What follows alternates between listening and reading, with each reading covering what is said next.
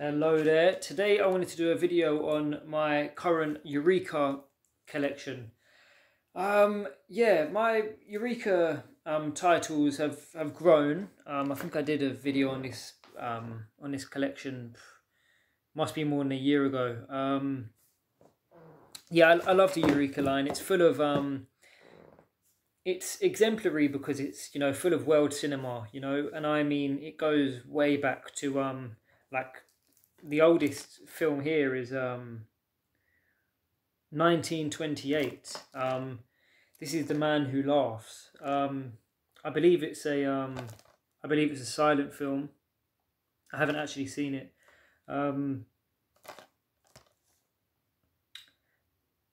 But I believe this you can trace DC Comics the Joker. Its origins back to this film here, and the smile and perhaps what is depicted in this film. It even says on the back it directly inspired the 1940s Batman comics. So yeah, I bought it for that reason. In fact, so I will get around to that. Yeah, they're just such classy releases. There's something for everyone. From Hong Kong cinema to silent films from 100 years ago to films from the 90s, horror films, 70s, blaxploitation. There's yeah, so let's just get into it. So that was the first one anyway. Next up we have Onibaba. Onibaba is a beautiful film. You can catch it on the Mubi streaming service. That's where I found it, and that's what compelled me to buy it on Blu-ray. Once I saw it, I knew it was something I wanted in the collection. A Japanese film. Yes, Japan. It's set during like a civil war. Rivaling shogunates, and it's about these. It's a period piece from a couple centuries ago. Anyway, it was made in 1964. It's black and white, and it's about like these two women. I think it's a mother and a daughter. They live in these sort of savage lands. These long grasses surround their little hut, and they're just like surviving. In fact, it's quite sinister what they do to get by. They catch passers-by unsuspectingly, and then they rob them of their armor, of whatever jewels, whatever like worth they might have on their persons. They rob them. I'm not sure if they kill them, but yeah, they rob them and then they sell it on to get food. So they're just they're not. I don't think there's evil intentions there, but it's dubious what they do to survive. But anyway, once we see a bit of that, a man returns from the war back home, I suspect, to where perhaps he originally came from, but he is like the friend of the family. The mum, she would expect, she would have loved for her husband to be returning, but in fact it's just like a neighbour, one of his friends. And he tells her that he passed away and whatnot, but he's here to stay, and she doesn't like that at all, one bit. But the daughter, she's getting older and she wants to move on, but the mother has a controlling hand on everything. And yeah, that's Onibaba. It's really good. Okay, next up, Blackula. We actually have Blackula and Blackula Scream. So there's two films in here. And they're both hour and a half long.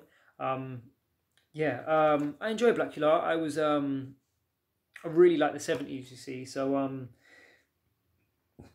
whenever there is a 70s film with a bit of renown, or that I'm like inspired to get, or I've heard things about, or just looks cool, or has a certain actor in, or it's made by a certain person or people, I certainly do go out my way to get them. This was like a blind buy, but I heard they were pretty fun. I can't remember whether it was. I think I like Blackula Scream. I think I like the sequel more. I think it was more. There was more of a vibe to it, But I think the first one, they're horror films.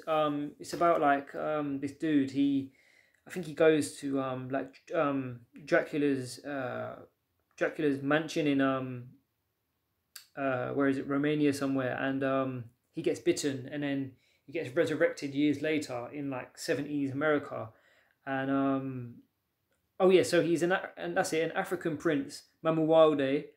And in 1780, he goes to pay Count Dracula a visit. He gets bit, goes to sleep, gets resurrected in the 70s in America, and he's just one smooth dude, but he's just going around, obviously, you know, vamping it up. Yeah, really fun. They're not the greatest, but I enjoyed them. Okay, this is the most recent release from Eureka, and it's got a real nice slipcase, and that is the Bullet Train. You know, I assume a lot of you may have watched the recent American film, The Bullet Train, with Brad Pitt. I haven't seen that. I have no interest in it. It looks very chaotic for my liking. But also, this is the inspiration behind Speed with your man Keanu Reeves. So yes, this is from 1975, another film to the 70s. I adore the 70s. I think it's brilliant. Arguably the best decade for film. Yeah. The Bullet Train, it's a long film. It's 152 minutes. So yeah, certainly over 2 hours. It holds its pace really well. It's not what you think. You might think, you know, don't go into it thinking you're going to get Speed or thinking you're going to get the other one. This has an emphasis on the bad guys, on the people that are trying to blow up the train, and their reasoning behind it. It really sort of like what's the word? Does it empathize with the villain? In a way, it does. It gives them motivations, and it gives us a background on why these men are driven to do what they do to the train. Yeah, really good. I'd actually watched it when I first bought it, and I'd probably getting the itch to watch it again, actually. Next up, Drunken Master, Jackie Chan. Again, 1978, hour and 50 minutes. I have watched this, just not in the Eureka release. It's Jackie Chan. It's kung fu. It's arguably one of his best films. People love this film. It's really fun. Okay, horror title from the man Stephen King. Well, he wrote the original book. That is Cujo. From 1983, we're into the 80s, an equally amazing decade for films. Hour and a half long. Cujo is a remarkable film because it's one of those isolated films when it's not mostly set in a car, but once we get to the car, we're trapped in the car. With this dog that is ravaged by rabies, I believe. The actors do a tremendous job of atmosphere and making it believable, and being so scared and tense, and being this dog being so frightening. There's some other like build up to the story that sort of like it all contributes to making it a good film. Cujo is really special. I hadn't seen it until where did I watch this? I watched it somewhere and then bought it because it was so good. But yeah, Cujo is really good. Oh, this is a fan favourite here. This is Fright Night. I haven't seen the sequel, but this is another film from the 80s, 85, hour and 40 minutes. Fright Night is really fun. Really great cast. Another vampire film.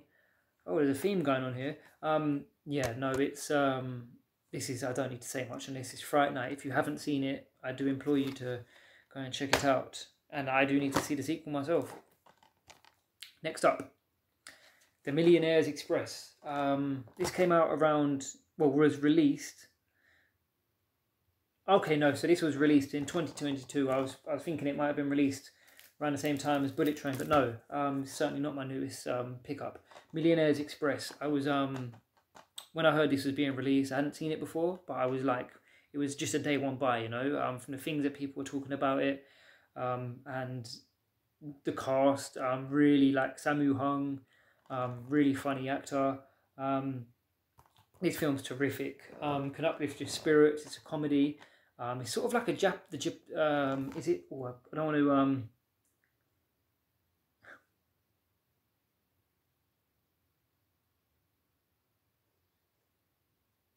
It's a. It's an Asian take on the American Western.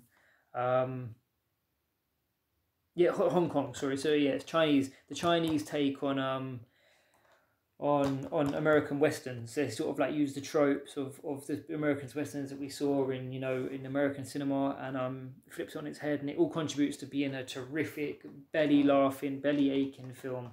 It's tremendous, man. This is one of my favorite films in my whole collection. Shut up, mate. It's thinking about it now. It's terrific.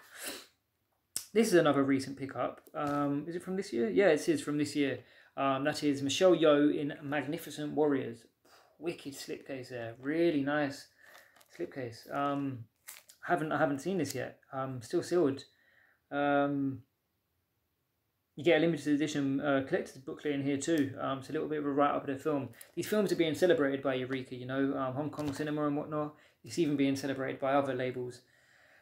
I'm really excited to watch this. It's still wraps, so can't be that excited. But no, I was really excited to pick it up, and I wasn't going to miss out on it. Michelle Yeoh is just wonderful. From her time in the Police Story films. And so yeah, watching those films and seeing obviously her later work in American cinema, I was not going to miss out on this. So yeah, that's Magnificent Warriors. I can't recommend it, but I was compelled to buy it. So does that say anything? I would imagine it does. Now, for the last release from Eureka, one of my favourite films of all time, and that is Stephen King's Sleepwalkers. This is it probably won't come across on camera, but like it's not a glossy slipcover. It's I think it's matte, what you'd say, but then it has sort of like highlights where the pink haze is and like where the blue, where the pour is and stuff. Contrasted with the yellow. It's one of the nicest slipcovers I own. It's one of the nicest slipcovers I've seen. I'm fascinated by it because it sort of like does the film justice, This is from 1992, 89 minutes. Now this film is unique in the fact that this is not a Stephen King story that was originally a book. This was one of his only, not sure how many he did, but one of his only forays into putting pen to paper for a screenplay rather than, someone drawing from his books. Yes, this is the lead actor is Brian Krause. I believe I'm saying that right, and Madge Amick. Yeah, I believe I'm saying those two right. And Madge, she's from Twin Peaks. Wow, wait till you see her if you haven't seen her. Your eyes will not leave the screen whenever she's on it. And then Alice, I'm probably going to butcher Kruger or Craigie. I'm butchering names here left, right, and centre, but she's tremendous as well. She really left an image on me when I watched this as a child. She really did. I think it's partly because of the love interest between her and her son. Yeah, it's Stephen King doing what he does, and I think this film also has there's a scene where Brian Krause. See, these are bad guys, right? I'm all over the place, but these are like we follow bad guys, right? They're sort of like they're not I don't really know if they're not monsters as such in like the hideous, the cliche hideous, like, and they're not vampire. They're some type of shape-shifting, says here, nomadic shape-shifting creatures with human and feline origins. And yeah, so they transform into these like disfigured feline creatures when they want to kill people and they need to feed on their energy. So obviously Brian Krause's character, he's a fit, young, strapping lad in this, and they move to this town, obviously after devastating towns previously, and then they move to this town and they meet he meets Madchin, and oh my gosh, like those two just would make some serious, yeah, she's in trouble, because Brian Krause has obviously entered into her life. His name's Charles Brady, all American name, right? yeah, Sleepwalkers is something I mean, I recommend to all because you know, I'd like everyone on earth to see it and then decide for themselves if it's one of their favorites. I'm not sure how many people will agree, but it's certainly one of my favorites, and I will probably stick this on right after this video. That is my Eureka collection. I won't forget to mention that they break up their label a little bit. Some are just like standard Eureka releases, right? And then also they have a line called the Masters of Cinema series, which are like numbered, as you can see there. You can't really see it properly, but I'm telling you that's what's on there. And so there's sort of like two vignettes that they go on, but ultimately the label was brilliant. They, like you saw there, there's just such an eclectic mix of films for all tastes. So yeah, thank you very much.